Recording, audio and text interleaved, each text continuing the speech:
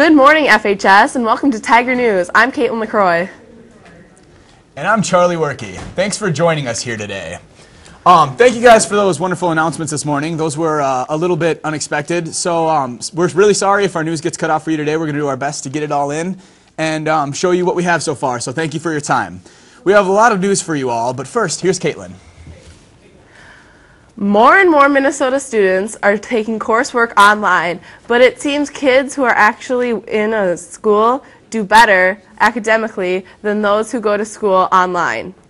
Enrollment in online schools has risen significantly in recent years. In 2006 to 2007, the number of students taking at least one course from an online schools did worse than kids who are actually in school.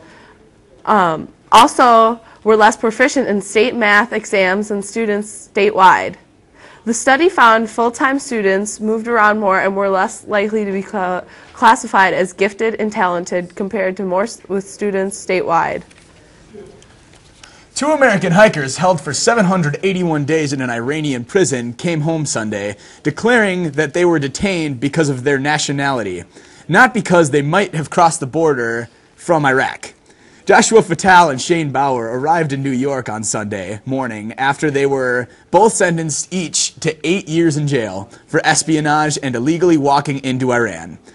The two 29-year-olds were freed last week under a $1 million bail deal and arrived Wednesday in Oman, greeted by relatives and fellow hiker Sarah Shord, who was released last year.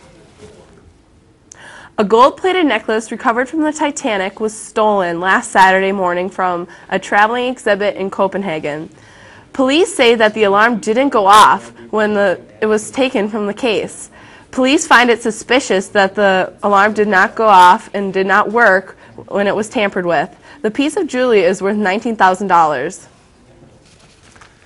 Closer to home, somebody with a sweet tooth and a lot cutter managed to get into the concession stand at Dodge Middle School in recent weeks.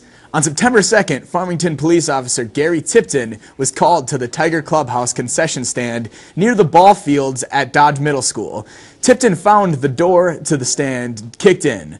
The reporting party told Tipton she could tell there were candy bars and soda missing, and though she did not have an exact amount, another break-in was reported on September 11th, where someone walked off with 72 Snickers bars, 72 Twix bars, 108 Kit Kats from one cooler. Another 150 candy bars were taken from a second cooler. In addition, bags of Skittles and some Super Ropes licorice were also missing. The estimated loss totals are about $205. Facebook is looking to hire a big-name executive to cultivate relations and strike deals with the film and music industries to boost its media offerings. While the talks do not appear to have gone anywhere, and it wasn't clear enough whether Facebook had approached others about the position, the efforts signals Facebook's intention to take a more hands-on approach in helping media companies bring their content to the social network. Some people bite the corner of the packet with their teeth. Others, while driving, squirt the ketchup directly into their mouth, then add some fries. Some forego fries at the drive-thru altogether to keep from creating a mess in the car. Heinz has developed the new Dip and Squeeze packet, which will begin replacing the traditional rectangular ketchup packets later this year. As the name promises, Dip and Squeeze ketchup can be squeezed out through one end, or the lid can be peeled back for dipping. The red bottle-shaped packets hold 3 times the ketchup as traditional packets.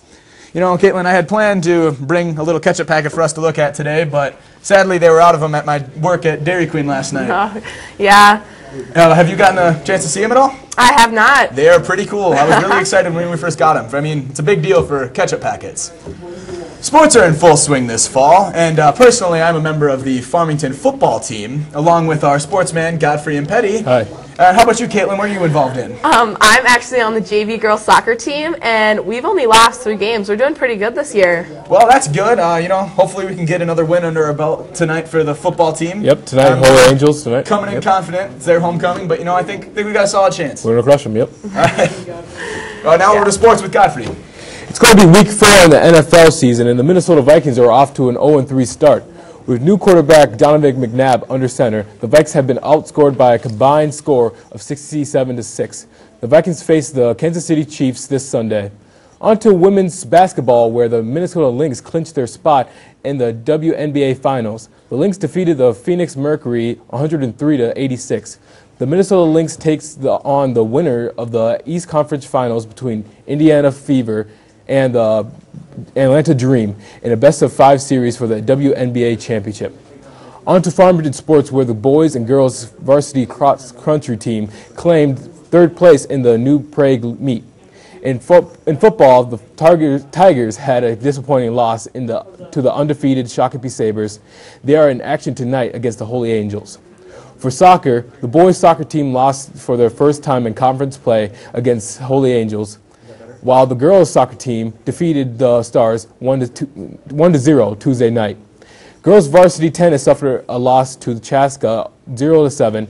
The girls volleyball team continued on the wrong foot by losing to Rochester Mayo 3-1 on Tuesday night.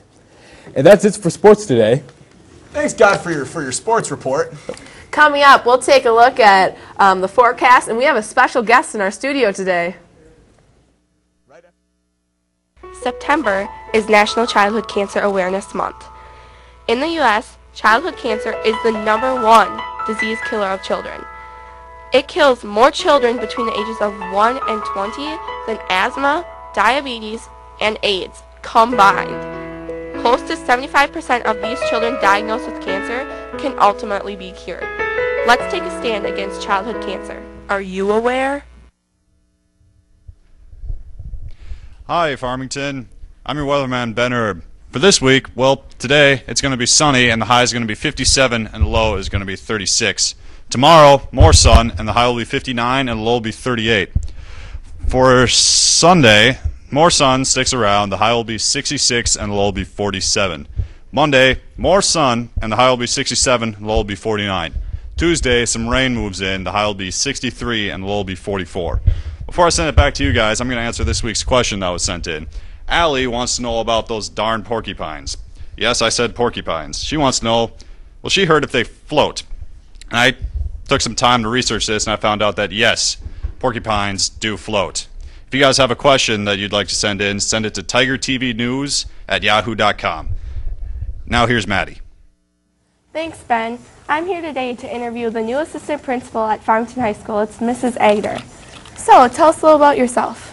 Well, Maddie, a little bit about myself is that this is my 17th or 18th year in education. I know it's a long time. And this is my 7th year here in Farmington.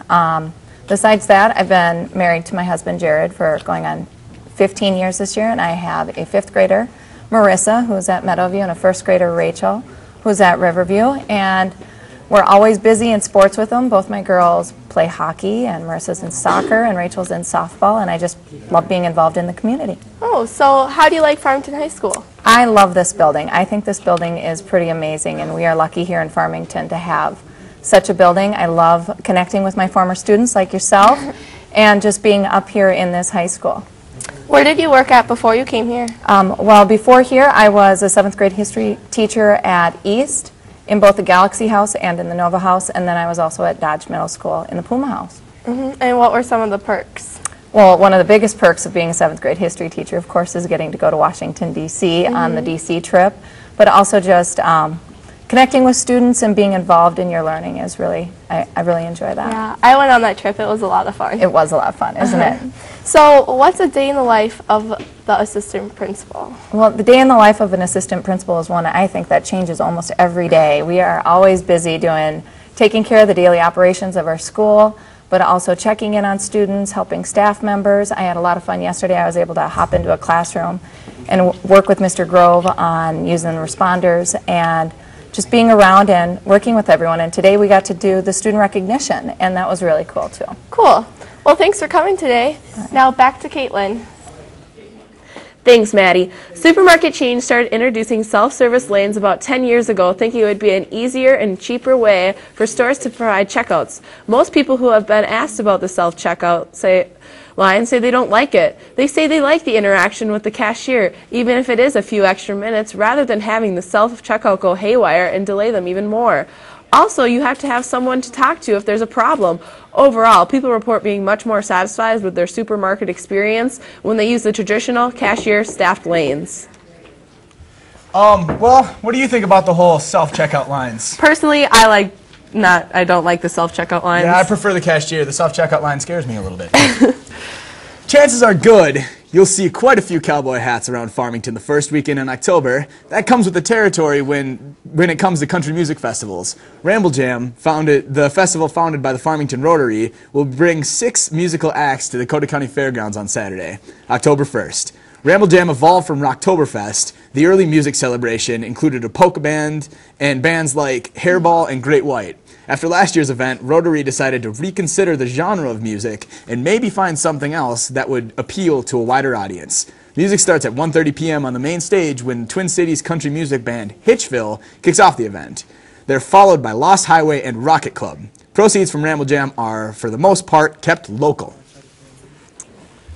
After 18 years in nearly the same location, Polices Hardware is moving to a new location at Highway 3. The new space is a little bit bigger than the store's current location, and the biggest factor in the move is the opportunity to own. The Highway 3 location should allow for greater visibility. Polices is already talking about additions and advantages. They're thinking of a new space that the store will have for Christmas trees and tools, and they'll have Carhartt clothing, items that are not currently available in Farmington.